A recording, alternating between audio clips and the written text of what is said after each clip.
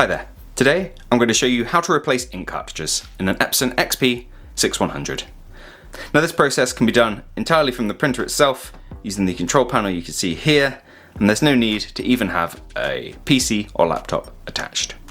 And unlike some printers on the market, you can't access the cartridges by simply lifting the lid of the printer. We have to first indicate to the printer we're looking to change ink cartridges.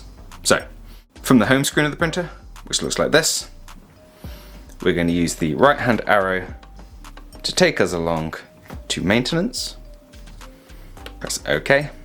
Then we're going to go down 1, 2, 3 times until we see ink cartridge replacement. Press OK to go into that.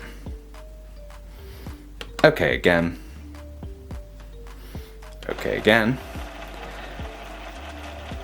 And when you hear your printer making these noises, it's time to get to where the ink cartridges are kept.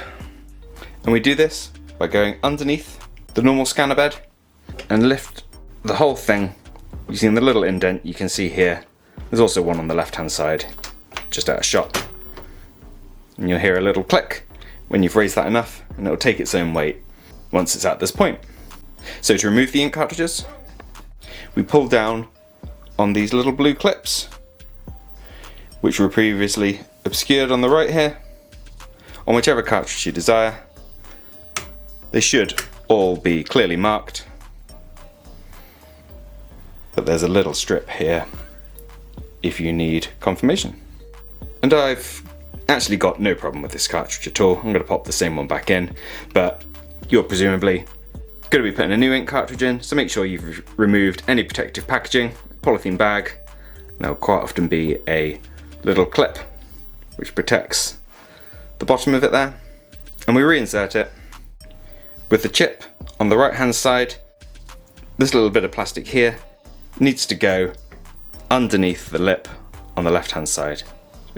Hook that under, press down close to the clip, and it's back in place.